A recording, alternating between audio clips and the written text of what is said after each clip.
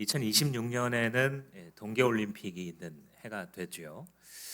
몇 해 전에 있었던 그 동계올림픽을 이번 주간에 말씀을 준비하면서 생각하게 됐는데, 이 동계올림픽에서 우리나라 사람들이 기대하는 종목이 쇼트트랙이죠. 거기서 메달이 이제 많이 나오기 때문에.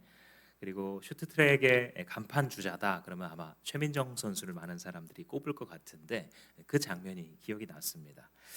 그때 500m 경주에서 1, 2위를 다투면서 당연히 이제 실력이 출중하기 때문에 하고 있다가 아깝게 2위로 들어오는 장면이었습니다. 그런데 조금 있다가 자막에는 실격 이렇게 뜨는 겁니다. 그래서 이게 도대체 어떻게 된 일이지? 봤더니 몸싸움을 할 수밖에 없지 않습니까? 그런데 그 과정에서 최민정 선수가 밀쳤기 때문에 2등으로 들어왔지만 메달을 따지 못하고 실격 처리했다. 그래서 굉장히 실망을 했습니다. 아마 여러분들도 그런 기억이 있으신 분들이 있을 텐데. 그리고 이제 며칠 뒤에 1500m 경기가 있었습니다. 최민정 선수가 또 나왔어요. 이게 기대도 되면서 한편으로 또 편파 판정 비슷하게 받는 거 아니야? 이런 이제 걱정이 들 때였습니다. 그런데 최민정 선수가 모두를 유쾌하게 만드는 방식으로 우승을 하고 금메달을 땄는데, 방식이 뭐였냐면 노터치 방식이에요.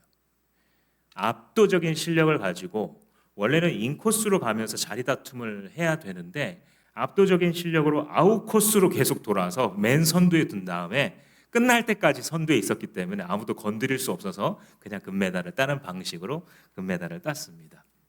그래서 그때 이제 저희 집안에서 가족들이 아마 같이 보고 있었던 걸로 제가 기억하는데, 금메달하고 소리를 치는데 온 식구들이 다 같이 금메달 소리를 치고 위에 집에서와 아래 집에서 동시에 금메달하는 소리가 들렸던 이런 기억이 아마 여러분들도 나실 텐데, 그때 제가 귀가 아파가지고 이렇게 옆에를 돌아봤어요. 저희 가족이 같이 사는 사람이 금메달하고 소리를 지르는데 저보다 더 크게 소리를 지르는 거예요. 근데 그러면서 제가 생각이 났어요. 이 사람 스포츠에 숫자도 관심 없는 사람인데 평상시에 저는 뭐 야구도 경기가 어떻게 됐나 뭐 살펴보기도 하고 조금 관심이 있는 편인데, 이 사람은 전혀 한 번도 보지 않는 사람이 금메달 그러고 있으니까 또 웃음이 나오기도 했습니다. 왜 기뻐했을까요? 스포츠에 관심도 없고 평상시에 경기도 보지 않는 사람이 왜 금메달하고 외쳤을까요? 한국 사람이니까. 그죠?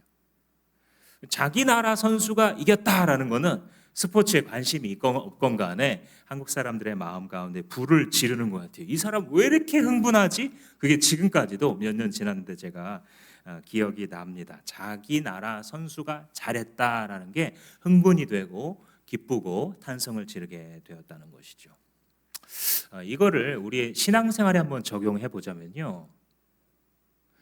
성도는 무엇 때문에 기쁠까?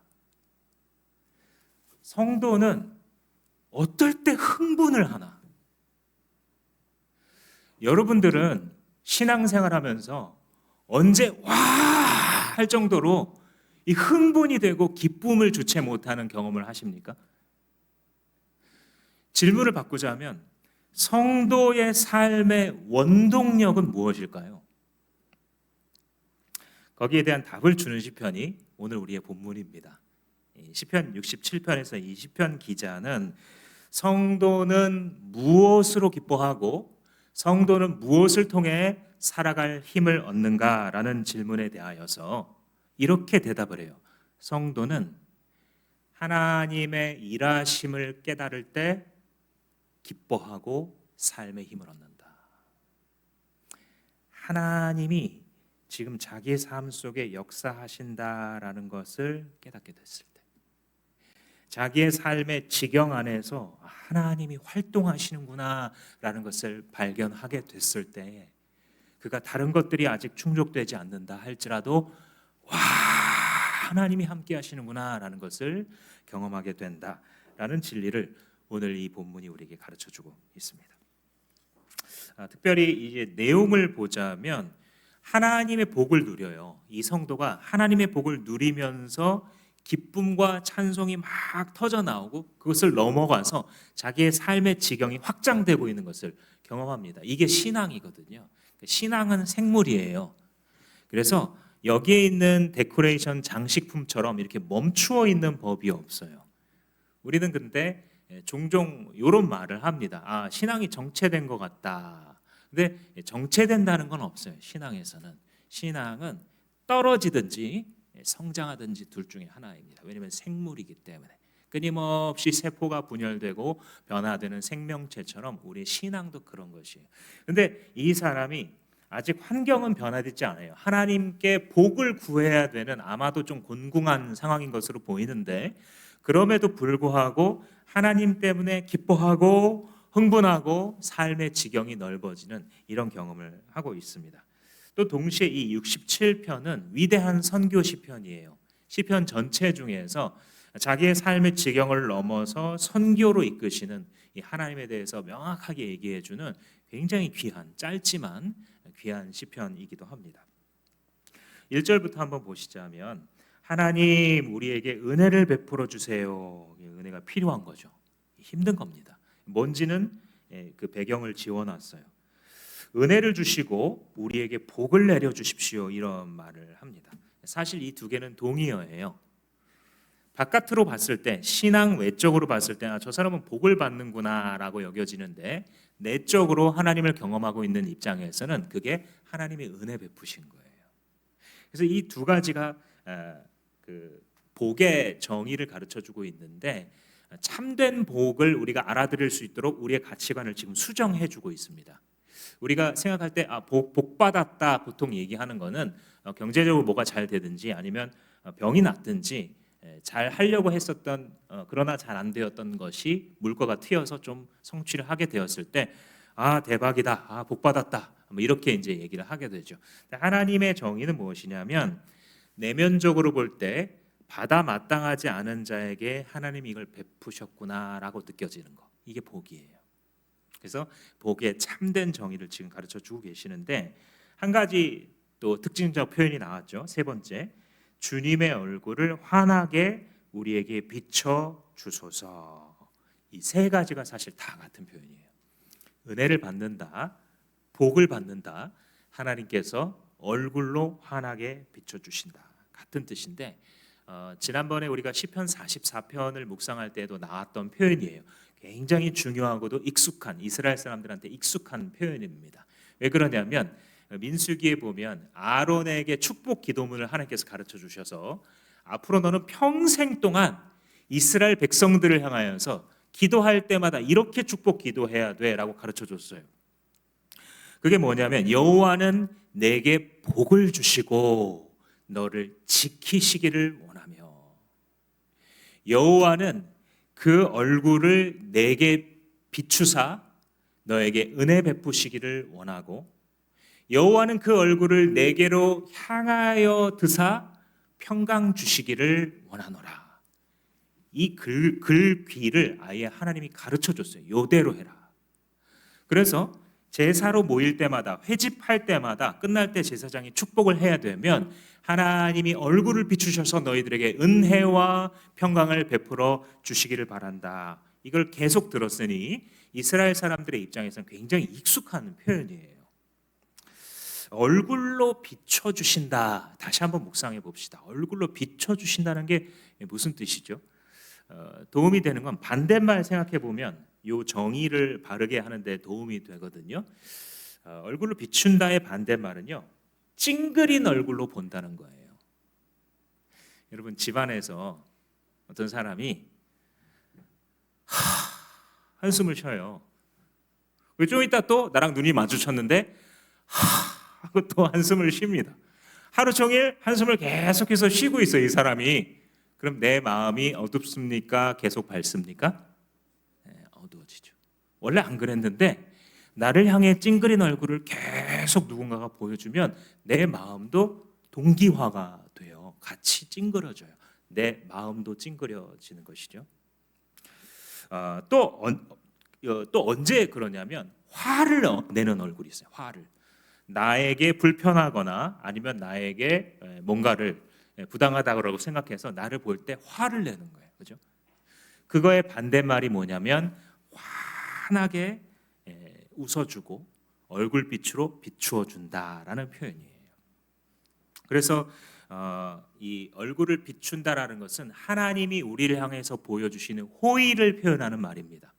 하나님이 자기 백성들과 따뜻한 인격 관계를 맺기 원하세요. 그런데 호의의 바탕을 두고 나를 쳐다보시는 것을 내가 아는 거예요. 아, 하나님이 나를 참 귀중하고 소중하게 여기시는구나. 나를 나쁘게 보지 않으시는구나라는 것을 느끼는 거. 이게 하나님이 얼굴빛으로 비춰주시는 거예요. 또 하나 비슷하지만 그의 얼굴을 너를 향하여 드사 그랬잖아요. 이게 무슨 뜻이냐면 역시 반대말, 얼굴을 나에게서 돌려버린 거예요. 언제 얼굴을 돌리나요, 우리가? 그 사람 미울 때. 그죠? 너무너무 그 상판떼기를 볼 수가 없어. 그래서 탁 돌리고 안 보죠. 왜냐하면 보면 불편하니까, 힘드니까. 그죠? 또 언제 얼굴을 돌리냐면 무관심할 때, 쥐가 어떻게 살건 말건 돌린 상태로 살아가는 것이죠.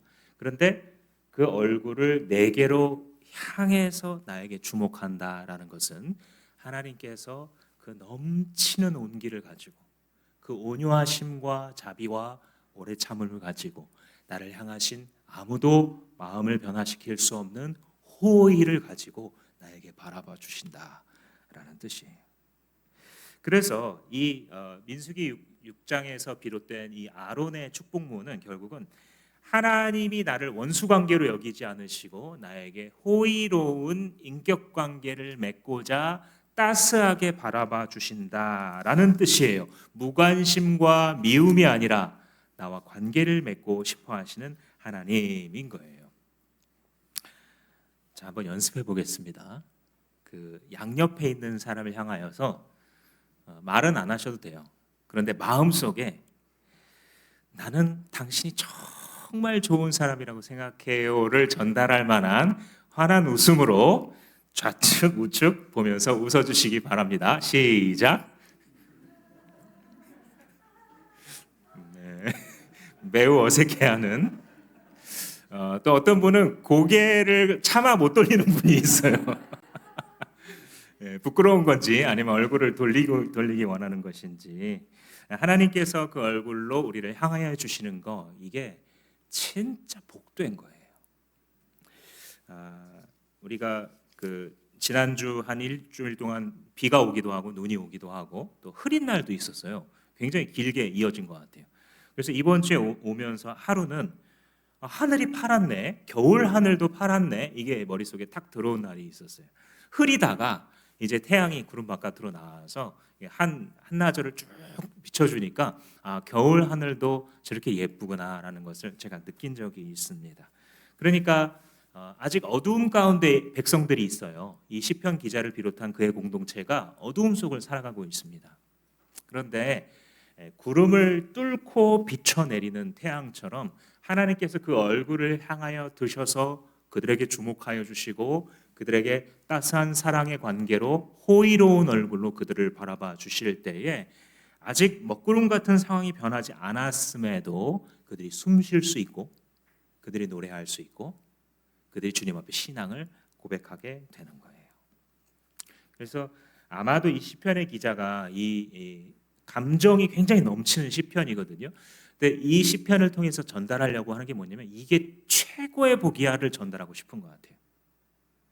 하나님의 얼굴빛을 경험하는 것이 신앙인의 최상의 행복이다라는 거예요.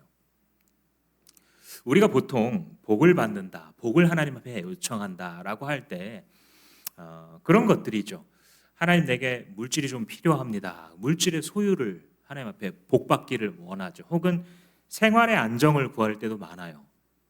그래서 그런 것들을 주님 앞에 막 요청하죠. 지금 아까 간증자가 또 말씀해 주신 대로 하나님 나의 진로가 해결되어야 됩니다. 직장이 해결되어야 됩니다. 하나님 내가 집이 있어야 되겠습니다. 그래서 하나님께서 이거를 욕심 많다라고 하시는 게 아니라 그걸 아신다 그래요. 복음서에 보면 주님께서 알고 계셔요. 그래서 아론의 축복문 속에서 굳이 하나님께서 주시고자 하시는 물질의 복이나 어떤 생활의 안정을 굳이 일부러 배제할 필요는 없어요. 기독교 신앙이 금욕주의가 아닙니다. 물질적인 것과 영적인 모든 것을 전인격적으로 다스리시는 분이 하나님이시다라고 가르치는 것이 기독교 신앙이고 바로 우리가 믿는 성경이에요. 그러나 그렇지만 그럼에도 불구하고 하나님께서 백성들의 물질적인 소유와 생활의 안정도 채워주시는 것, 이것도 복이기는 하지만 더 귀한 복이 있다라는 거예요. 더 근본 밑바탕의 기초가 되어야 되는 복이 있다는 거예요. 그 복이 무엇이냐면 자기 백성과 인격적 관계를 맺으시는 하나님. 이게 하나님의 백성들, 신앙생활을 하는 모든 신앙인들에게 원동력이 되어주는 복이다라는 것을 가르쳐 줍니다. 매튜 헨리라고 하는 이 신약 성경 전체에 대해서 주석을 쓴 저명한 주석가가 이런 글을 남겼어요. 우리를 행복하게 만들기 위해서 우리가 더 바랄 것은 없습니다. 단지 하나님의 얼굴이 우리에게 비추어지는 것, 즉 하나님이 우리를 사랑하시고 우리를 사랑하신다는 그 사실을 우리에게 알려주는 것뿐입니다 라고 말했어요. 그러니까 우리가 더 행복해지기 위해서는 주님이 우리를 사랑해 주시고 그 사실을 깨닫게 해주시는 것, 그거밖에 없다라는 거예요. 이게 진정한 축복이죠. 아들이 아버지한테 용돈을 받습니다. 용돈을 받는데 한 3만 원이 필요하다 그래요. 그래서 아버지가 그래? 3만 원? 그래. 자 여기 있어. 주는데 아들이 받을 때 이렇게 받는 거예요. 이렇게 얼굴을 돌리고 돈을 이쪽으로 잡아서 자기 주머니로 이렇게 들어가는 거예요.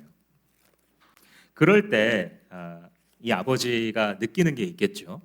그 다음번에 용돈을 주는데 또 그렇게 받는 거예요. 아버지의 얼굴은 보지도 않고 이걸 받아가지고 계속 이런 관계. 물론 용돈이 들어왔기 때문에 살 수 있겠죠. 먹을 수 있을 거예요. 그런데 우리는 깨달아요. 이게 지속되면 결코 이게 복이 되지 않을 수도 있다. 이들의 관계가 차라리 이걸 받지 못한 만한 관계가 될 수도 있다라는 것을 알아요. 이게 무엇을 말하는 거냐면 하나님께서 우리에게 주실 수 있는 물질적인 축복이 있죠, 물론. 그런데 그 축복은 하나님께서 우리에게 주시는 영적인 축복이 기반이 되어서 받을 때 우리한테 유익한 것이지, 이 기반이 없이 주어지는 생활의 안정이라고 하는 것은 오히려 허망의 길로 가는 것이구나라는 걸 가르쳐줘요. 예수님이 뭐라 그랬냐면 너희가 온 천하를 다 소유하고 했더라도 너희 목숨을 잃으면 그것이 누구의 유익이 되리요? 하고 예수님 물어봐요. 이게 뭐냐면 복에 대한 사람들이 가지고 있는 잘못된 가치관을 교정해 주시는 거예요. 우리에게 있는 정말 근본적인 모든 복의 기반이 되어야 될 복은 하나님과의 관계구나. 하나님의 얼굴빛을 받아야 되겠구나. 그래서 그 위에서 생활의 안정과 물질의 복을 받게 되면 그것이 나한테 유익되는 것이라구나라는 요걸 이제 가르쳐 주는 것이죠. 그래서 최상의 복은 하나님이 주시는 것들에 기반하기보다는 그것을 주시는 하나님 자신을 복으로 아멘하는 것.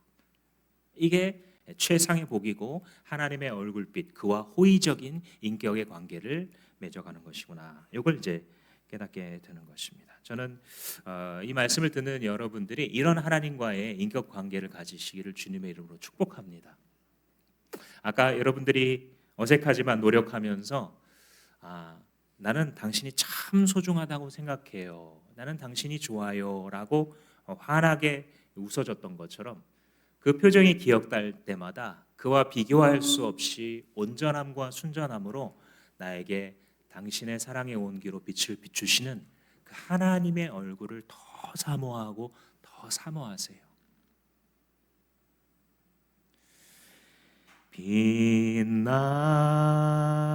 빛나고 높은 보좌와 그 위에 앉으신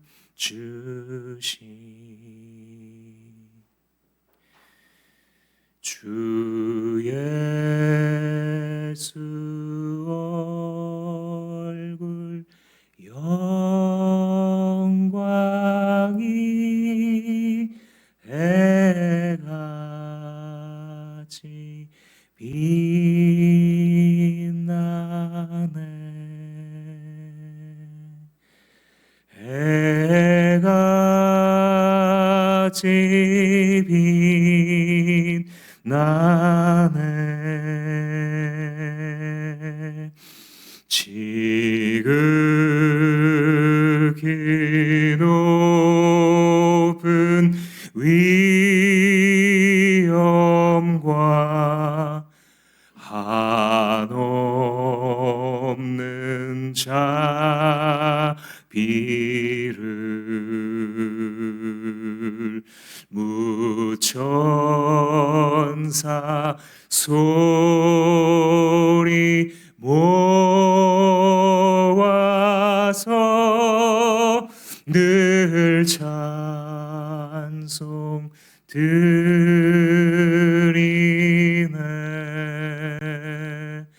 늘 찬송 드리네.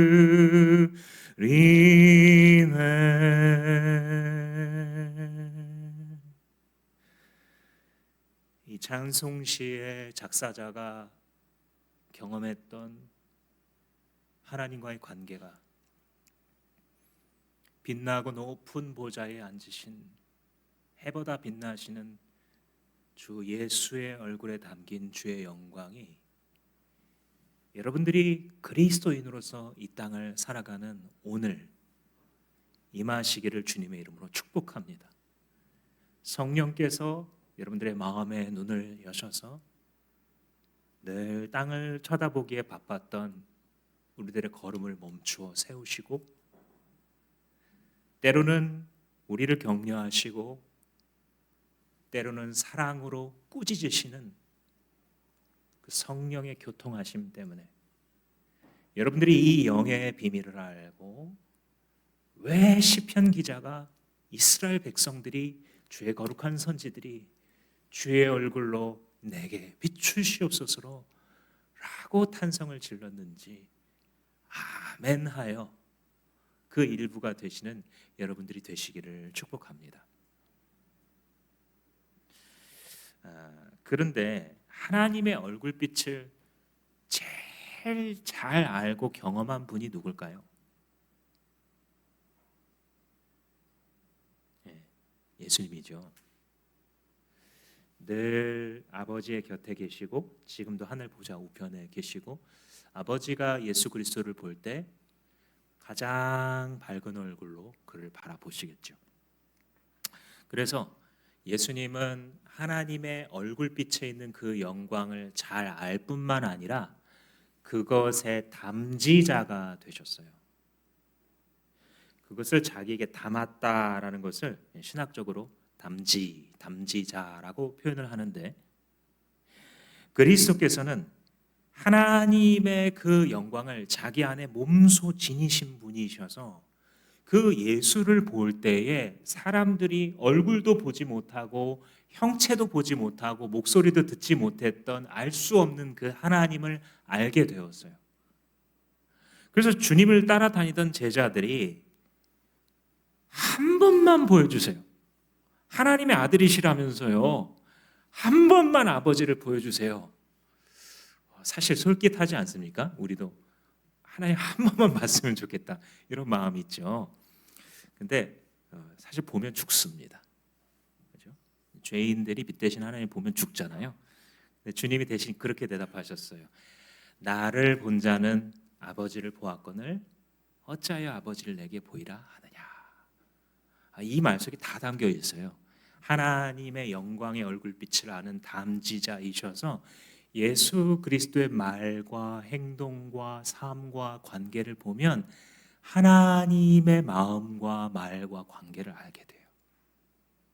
그분의 거룩하심과 그분의 따스하심과 그분의 죄인을 포기하지 아니하시는 긍휼하심과 그의 아름다우신 비길 데가 없는 영광을 예수 그리스도와 대화하고 그의 얼굴을 보면서 주의 제자들이 알게 되었던 것이에요.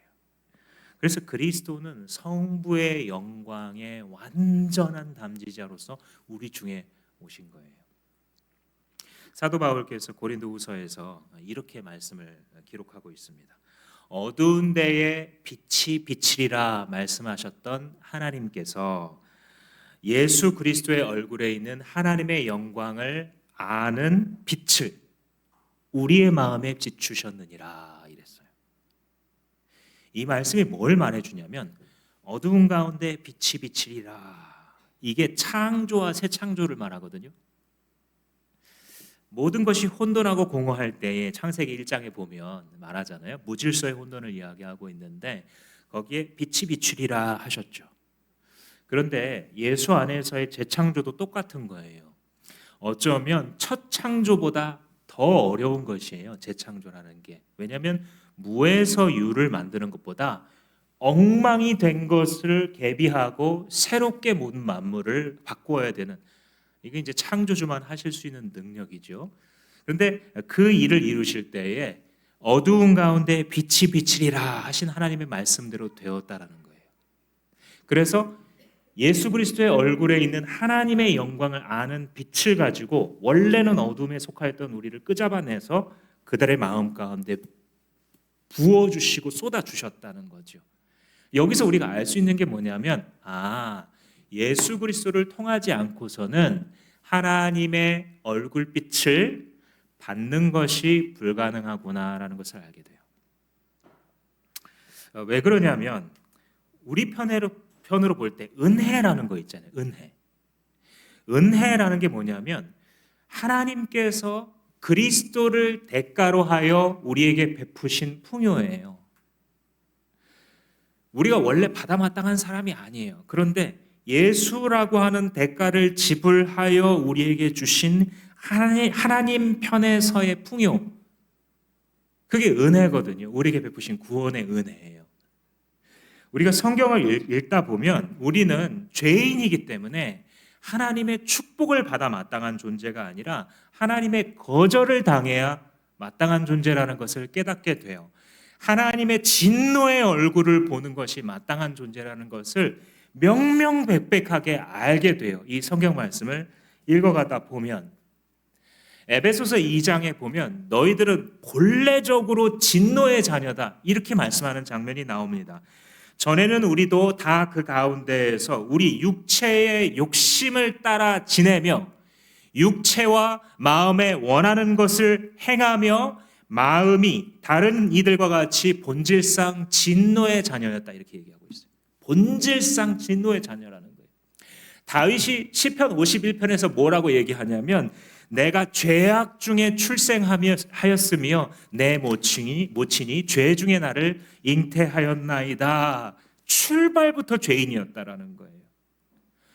사도 바울이 로마서 3장에서 인간은 도통 선을 행하지 않는다라고 얘기해요. 기록된 바 의인은 없나니 하나도 없으며 깨닫는 자도 없고 하나님을 찾는 자도 없고 다 치우쳐 함께 무익하게 되고 선을 행하는 자 없나니 하나도 없도다라고 말을 해요.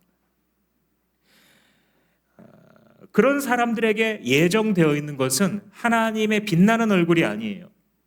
하나님의 화내시는 얼굴이고 하나님의 심판하시는 얼굴이심에 대하여 로마서 1장이 이야기합니다. 하나님의 진노가 불의로 진리를 막는 자들에 대하여 모든 경건치 않음과 불의에 대하여 하늘로부터 나타날 것이다. 그래서 원래 우리는 하나님의 얼굴을 구할 수 없는 존재인 거예요. 우리는 그럼 어떤 존재냐? 하나님의 저주에 어울리는 사람이에요. 여러분들이 이 말씀이 너무 과하다고 느껴지는 분들은 한번 이 성경을 한번 쭉 통독해 보시기를 권합니다. 우리에게 마땅한 것은 신명기 28장에 길게 하나님께서 기록해 두신 그 저주들이에요. 그 중에 단 몇 구절만 상기시켜 드리자면 하나님이 이렇게 기록해 놓으셨어요. 네가 성읍에서도 저주를 받고 들에서도 저주를 받을 것이요 네 광주리와 네 떡 반죽 그릇이 저주를 받을 것이요 네 몸의 소생과 네 토지의 소산과 너의 소새끼와 양새끼가 저주를 받을 것이고 네가 들어와도 저주를 받을 것이며 나가도 저주를 받으리라. 왜냐하면 네가 악을 행하여 여호와 하나님을 잊었기 때문에 내 손으로 하는 모든 일에 여호와께서 저주와 혼란과 책망을 내리사 망하게 하시며 속히 파멸하게 하실 것이다 라고 기록해 두었어요. 하나님께서 우리에게 반드시 기억하기 원하시는 것은 우리가 그런 자였다라는 거예요. 그런 저주의 자식들, 본질상 진노의 자녀이며 선을 행할 마음이 요만큼도 없되 모든 사람이 그런 존재다라는 거예요. 이런 저주를 받아 마땅치 않은 사람은 예수 그리스도 한 분밖에 없어요. 오직 예수님만 하나님께 흠없이 온전히 순종했기 때문에 이 저주로부터 그분만 자유로우신 거예요. 그분만이 하나님의 완전한 호의를 받을 자격이 있고, 그분만이 하나님의 비추시는 얼굴, 그분의 호의의 얼굴로 돌려주심이 마땅한 분이에요. 하나님이 거리낌 없이 수용할 수 있는 유일한 존재가 바로 예수 그리스도예요. 그래서 그가 세례 요한에게 세례를 받고 요단 강물에서 올라올 때에 하늘로부터 주님이 말씀하신 거예요. 이는 내 사랑하는 아들이요 내 기뻐하는 자로다.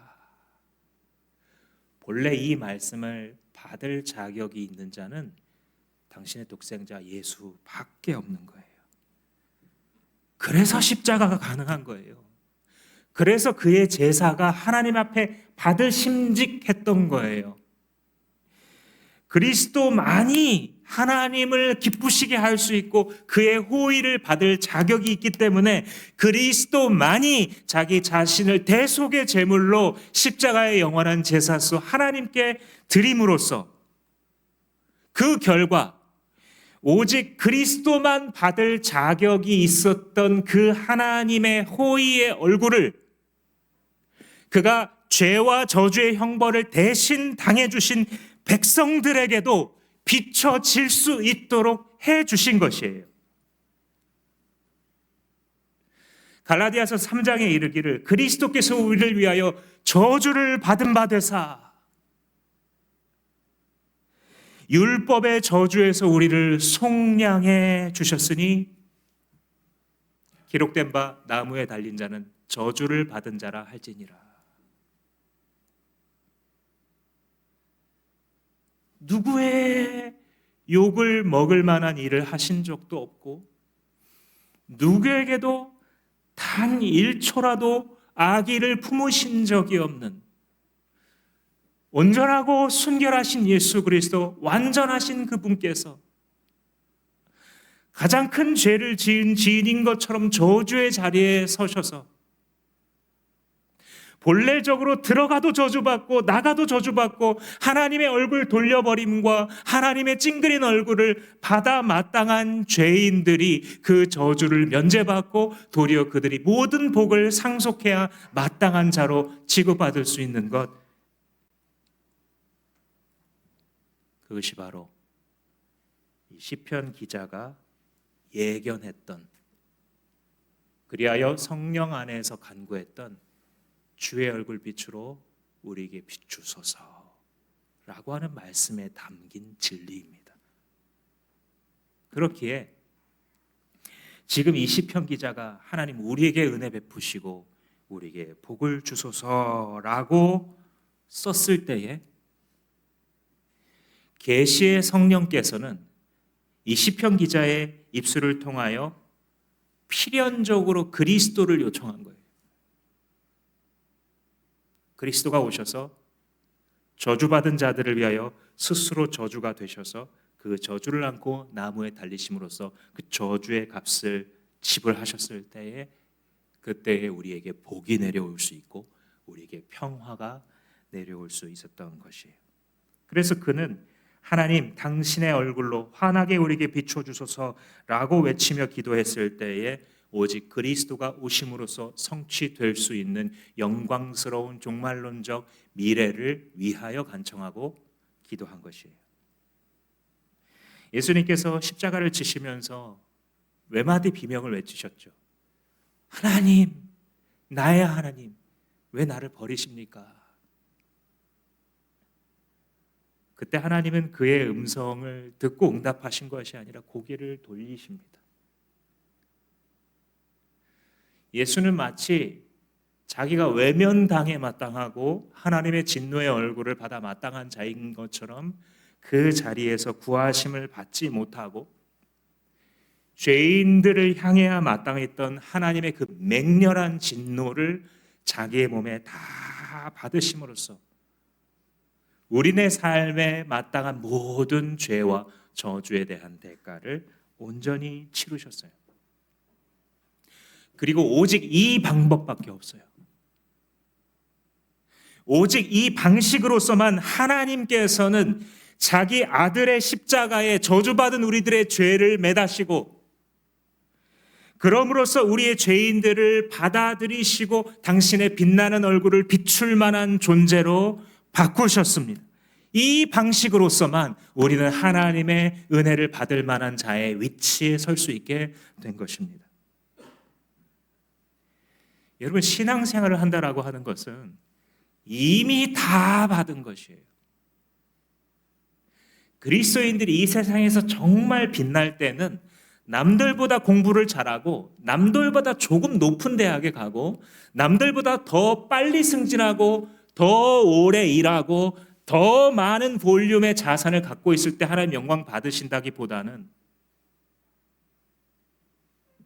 자기에게 주어진 그리스도 안에서 받은 하나님의 얼굴에 빛나는 영광이 얼마나 큰지 깨달아서 모든 것이 상대화되고 그 사물과 소유의 제자리로 돌아가 그것이 주어지건 주어지지 않던 이미 영원한 선물로 받은 자이기 때문에 세상에서 당당하고 여유롭게 살아갈 수 있을 때 그때 하나님께서 영광 받으시는 거예요. 너는 힘들지 않아? 너는 쪼달리지 않아?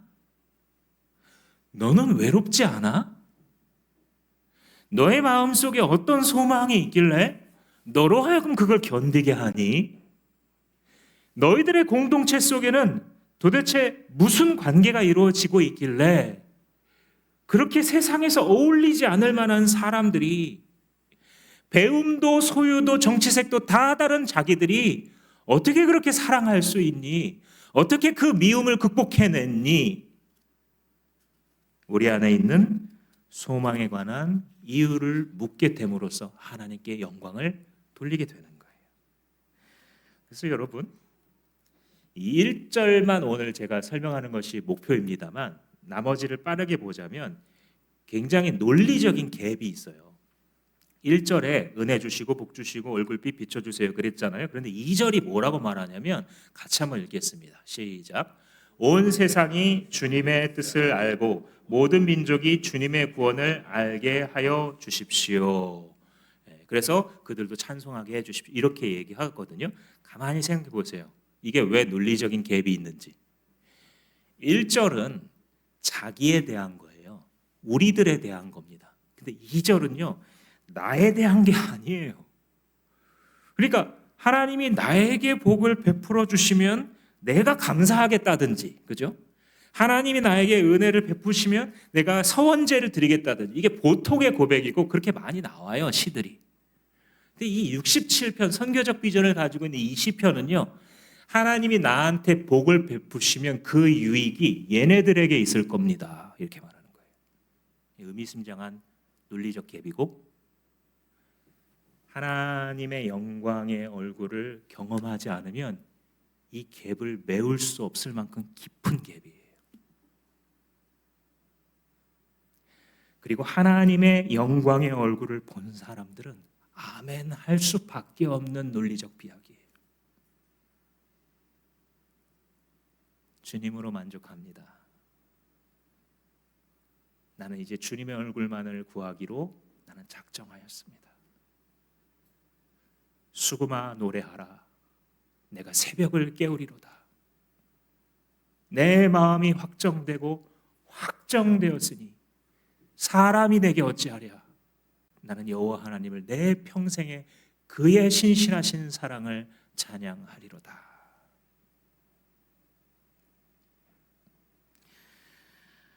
복을 받으면 하나님의 은혜로서의 복을 받게 되면 내 주변이 다 혜택을 입습니다. 이게 하나님의 복이에요. 하나님이 그 빛을 비추어 주시는 것은 결코 결코 내 안에 머무르라는 뜻이 아니에요. 우리가 하나님의 영광을 가장 먹칠하는 방법 중에 하나가 뭐냐면 하나님 주시는 복을 받고 나서 나 혼자 그것을 누리는 거예요. 생명수가 흘러 들어와 흘러나가지 아니하고 하나님의 의도와는 달리 하나님이 나에게 따스한 볕을 비춰주셔서 내게 위로해 주시고 내게 공급해 주시고 내게 치유해 주시고 회복해 주셨을 때에 내가 잘 먹고 잘 사는 거, 이것이 시편 기자가 외치고 있는 하나님의 얼굴빛을 받은 자라고 하는 하나님의 백성으로서의 삶을 가장 잘못 사는 방법이에요. 이제 우리의 눈을 들어야 해요. 이 계시에 따라서, 계시의 말씀에 따라서 내게 조금이라도 생활의 안정이 있다면, 남들보다 내 주변에 정말 힘든 내 친구보다 내게 조금이라도 물질의 소유가 있다라고 한다면 이거 흘러가야 되는 것이구나. 흘러가야 되는 것이구나. 주님은 그런 방식으로 생명들을 살려오시는 당신의 그 구원의 역사를 계속해 오셨구나 알게 돼요. 2절 말씀이 말하는 것처럼 주님, 나에게 그 은혜를 베푸신다면, 당신의 얼굴빛을 아는 영광을 주신다면 온 세상이 주님 알게 될 거예요.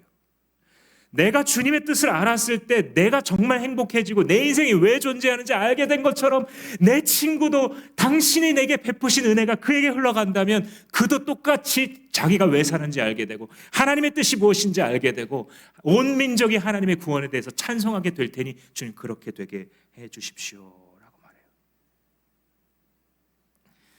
시인이 지금 여기서 찬송할 수밖에 없어요. 그죠? 그 감정이 6절, 7절 갈 때에도 5절 또 7절 갈 때에도 하나님이 우리에게 복을 주시니 땅끝까지 찬송할 것이고 하나님이 우리에게 복을 주시니 땅끝까지 하나님을 경외하게 될 것이다. 그러니까 지금 이 사람은요 주체할 수 없어요. 자기 안에 있는 그 하나님 때문에. 그러니 하나님, 내가 이런데 저 사람도 저들도 주를 알게 되면 똑같이 찬송할 수밖에 없을 거예요. 느껴지세요? 묻습니다. 당신도 그러세요?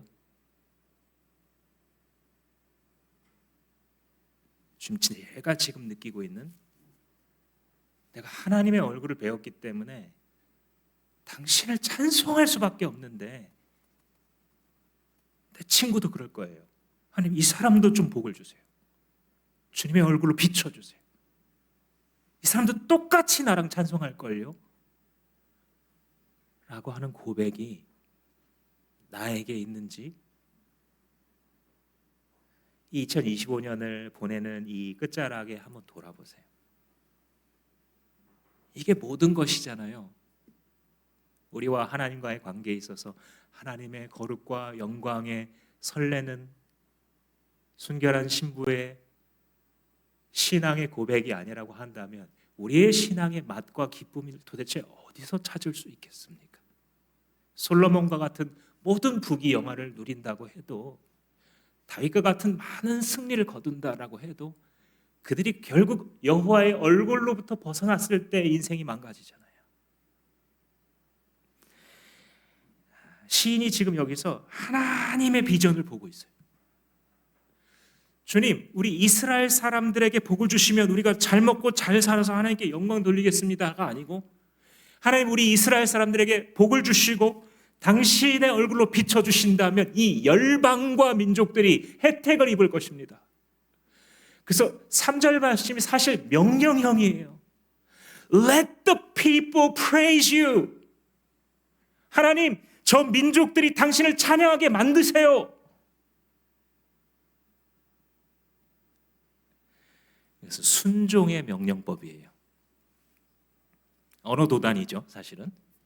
순종의 명령을 하나님을 향해서 하는 거예요, 믿음으로. 근데 그게 왜 그런 거냐면, 하나님, 저들도 당신을 찬송하게 만드십시오라고 하는 속에서는 주님, 나를 쓰십시오라는 결단이 있는 거예요. 그죠? 어떻게 세상에 돌아오겠어요? 존 스토트 목사님이 이 시대의 전도와 선교에 대해서 말하면서 핵심을 꼬집은 글이 있어요. 잠깐 읽어드릴게요. 같은 원리가 오늘날에도 작용합니다. 비기독교인들은 우리를 지켜보고 있습니다. 우리는 예수 그리스도를 알고 사랑하고 따른다고 주장합니다. 우리는 그분이 우리의 구주, 우리의 주님, 우리의 친구라고 말합니다. 세상은 그러나 우리에게 이렇게 묻습니다. 그분이 당신들에게 어떤 변화를 일으켰습니까? 당신들의 하나님은 어디에 계십니까? 오늘날 세계복음화의 가장 큰 장애물은 교회 자체가 그 자신의 삶과 사역에서 하나님의 구원하는 능력에 대한 증거를 제시하지 못하는 실패라고 단언해도 틀림이 없을 것입니다. 세상이 변화를 본다는 거예요. 사실 사람은 안 변하잖아요. 그렇죠? 깨달으셨죠? 사람은 사실 안 변해요. 어저께인가 무슨 얘기를 하다가 사람이 이제 어른이 되면 특히 30 넘으면 안 변하는 것 같다 이런 얘기를 막 주고받다가 점점 나이가 내려. 근데 사실 20대도 그러다가 나중에 결론을 뭐라고 내렸냐면 10대가 되면 그때부터 사람은 안 변하더라. 웃으면서 말았지만 사실이죠. 사람은 잘 안 변해요. 근데 변하는 거예요. 하나님이 역사하시기 때문에. 세상은 혹시나 하고 그걸 본다는 거예요. 뭐를? 당신이 변화되는 것을. 당신과 관계하고 있는 사람들 속에서 당신 안에 하나님 계신 증거를 세상은 묻고 혹시라도 정말 기독교에 하나님이 계신다라고 한다면 그 증거를 나에게 보여달라라고 말하고 있는 거예요. 이 신구약의 말씀들을 읽어가다 보면 하나님이 구약에서는 이스라엘 백성들에게, 신약에서는 교회에, 사실은 같은 하나님의 백성 공동체죠. 그들에게 기대하시는 게 있어요. 이게 뭐냐면 한번 따라 하시겠습니다.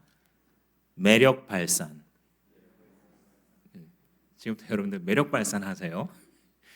매력 발산을 그런데 잘 가꾼 외모와 재력으로 하지 마시고 심령으로 하는 거예요. 매력 발산을. 이스라엘의 실패는 결국 매력 발산 실패예요. 아브라함을 통해서 너의 씨를 통해 천하 만민이 복을 받게 될 것이라 열방의 선교에 대한 비전을 분명히 갖고 계셨어요. 그런데 이스라엘 사람들은 나중에 그 제2성전기 유대교를 보게 되면, 그러니까 예수님 오시기 전후로 1세기 정도의 그 랍비들의 글을 읽어보면 이방인들은 왜 만드셨는가? 그들은 지옥의 땔감으로 필요하기 때문에 만들었다라고 기록하고 있어요. 랍비들이, 경건한 랍비들이. 그러니까 유대인들은 그만큼 특별한 주님의 선민이고 우리는 거룩하게 살아야 된다는 걸 가르치는 문맥이에요. 악의적인 건 아닙니다. 그럼에도 불구하고 그들은 실패했어요. 자기들을 하나님 왜 택하셨는지, 자기들만 그 벼틀 받고 끝나는 것이라고 착각을 한 거예요. 그들을 사랑해 주시고 그들을 먼저 선택해 주시고 그들을 먼저 하나님의 이름으로 일컬음 받는 백성이 되게 하신 유일한 이유, 그것은 열방들 때문이에요. 그것은 이웃들 때문이에요. 아직도 주님이 없어서 지극히 외로울 수밖에 없는 그 사람 때문에 당신이 먼저 믿게 허락하신 거예요. 왜겠어요? 왜겠어요? 더 예뻐서? 더 착해서? 하나님께서 가장 죄인 중에 괴수와도 같고 이기적인 나를 먼저 구원해 주신 이유는 딱 하나, 매력 발산이에요. 내 안에 일하고 계신 하나님. 사람이 변하는구나. 사람의 인격이라는 게 나이가 들고 몸이 고장나면 오히려 더 낮아질 수도 있는데, 겉사람은 날마다 후패하지만 속사람은 날마다 새로워지고 주님과의 관계가 새로워서 저 사람의 마음속에는 도대체 뭐가 있을까 궁금하고, 저 사람과 대화하면 뭔가 내 눈앞에 가득 채우고 있었던 근심이 이렇게 잠재워지는 것 같아서 그 사람의 말을 듣고 싶고 그 사람의 지혜에 조언을 구하고 싶은 존재, 매력 발산의 존재, 그런 공동체로 만드셨고, 사도 베드로께서 이 말씀을 하시면서 너희들은 왕 같은 제사장이요 거룩한 나라요 세상 모든 열방들을 주님께로 돌아오도록 그의 아름다운 덕을 선전할 존재다라고 말씀하셨어요. 여러분, 우리가 그런 사람들이에요. 그런 사람들이에요. 그래서 이 매력은 우리가 순종하기만 하면 돼요. 어떻게 해요? 서로 사랑하고 주님께서 가르쳐 주시는 길로 하루하루 살면 돼요. 우리의 부모 자식 지간에, 그죠? 우리 부부 간에, 우리 공동체 지체들 간에 이유가 뭐가 됐든 서로 사랑하고 성경이 하나 되신 것을 힘써 지키고 주님이 하라 그러는 거 하고 주님이 하지 말라는 거 안 하고 성경이 가라는 데까지 가고 성경이 멈추라는 데서 멈추고 주님 앞에서 바보스러울이 많지 순진한 자가 되어 주님을 사랑하고 주님의 얼굴빛을 구하면서 하루하루 살아간다면 이 빛이 비추어지지 않을 수 없어요. 이 시편 기자가 노래하며 바라보고 있는 종말론적인 비전은 이런 인류가 일어나는 것이에요. 모든 피조물들은 신음하며 기다리고 있다. 로마서가 말합니다. 하나님의 아들들이 일어나기를 기다리고 있다. 신음하면서 그들의 출현을 고대하고 있다라고 말합니다. 사랑하는 성도 여러분, 주 예수 다시 오실 날이 얼마 남지 않았습니다. 우리가 이 땅에 살면서 주님 앞에 우리의 충성과 사랑을 바칠 시간이 별로 없다라는 뜻입니다. 하나님께서 한순간의 사고로 나를 불러가시면 그때 하나님 앞에 서게 될 텐데 여러분들 하나님과 계산하시면서 주님 앞에 무슨 말을 할 수 있겠습니까? 주님께서 우리에게 이미 가르쳐 주신 대로 주님이 불충한 종이 주께서 말씀하신 그 말씀 하나 붙잡고 그냥 버티려고 애쓰다가 열매 없이 주님 앞에 섰습니다 라고 말할 때에 잘하였도다 착하고 충성된 종아, 내가 내게 1달란트를 맡겼는데 네가 그것을 숨겨두지 아니하고 그 1달란트로 또 1달란트를 남겨서 내 앞에 왔구나. 네 옆에 서 있는 자들을 보라. 너의 매력을 보고 예수의 제자된 자들이로라 하고 우리가 미처 몰랐던 영혼들까지 보여주시며 우리를 반겨 맞으시게 될 것입니다. 이 위대한 하나님의 비전에, 이 위대한 순종과 선교의 비전에 동참하시지 않으시겠습니까? 기도하시겠습니다.